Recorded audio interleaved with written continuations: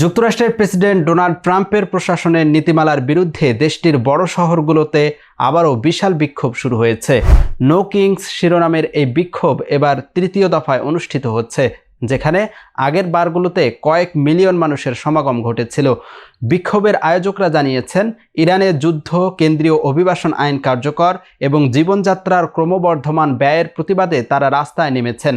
আয়োজকদের ভাষ্যমতে, ট্রাম্প আমাদের ওপর একজন স্বৈরশাসকের মতো শাসন করতে চান, কিন্তু এটি আমেরিকা, আর ক্ষমতার মালিক জনগণ, কোনো উচ্চাভিলাষী রাজা বা তার কোটিপতি বন্ধুদের হাতে ক্ষমতা নয়। অন্যদিকে হোয়াইট হাউসের একজন মুখপাত্র এই বিক্ষোভকে ট্রাম্প ডেরজাজমেন্ট থেরাপি সেশন বলে উপহাস করেছেন। তিনি দাবি করেন, এই বিক্ষোভ নিয়ে কেবল সেই সব সংবাদদাতারাই আগ্রহী যাদের এটি কাভার করার জন্য পয়সা দেওয়া হয়।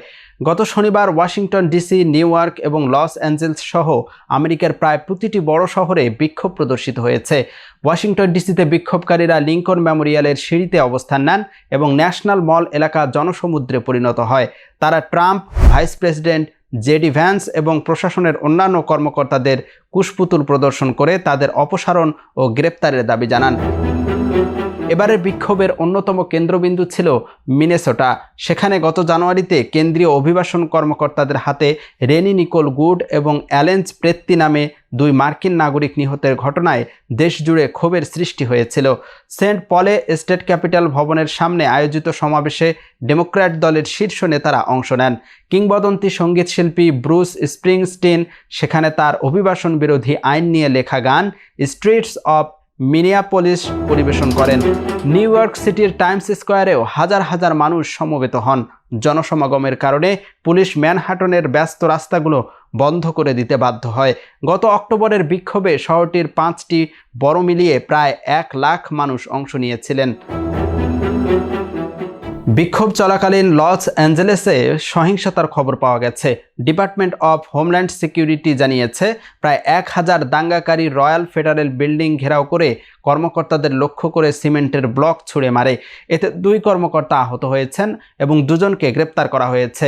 লস অ্যাঞ্জেলেস পুলিশ জানিয়েছে, ফেডারেল কারাগারের কাছে ছত্রভঙ্গ হওয়ার নির্দেশ না মানায় আরও বেশ কয়েকজনকে গ্রেপ্তার করা হয়েছে এবং জনতাকে সরাতে নন লেথাল বা অমরণঘাতী ব্যবস্থা গ্রহণ করা হয়েছে।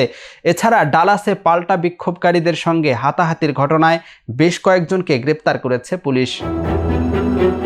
2025 সালের জানুয়ারিতে হোয়াইট হাউসে ফেরার পর থেকে ট্রাম্প নির্বাহী আদেশের মাধ্যমে কেন্দ্রীয় সরকারের বিভিন্ন অংশ ভেঙে দেওয়া এবং অঙ্গরাজ্যের গভর্নরদের আপত্তি সত্ত্বেও ন্যাশনাল গার্ড মোতায়েন করার মতো পদক্ষেপ নিয়ে রাষ্ট্রপতির ক্ষমতা ব্যাপকভাবে বৃদ্ধি করেছেন।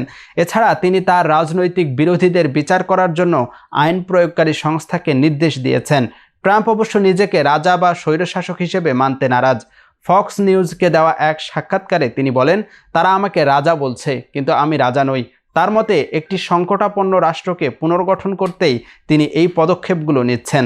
তবে সমালোচকদের দাবি, তার এসব পদক্ষেপ অসাংবিধানিক এবং আমেরিকান গণতন্ত্রের জন্য চরম হুমকি।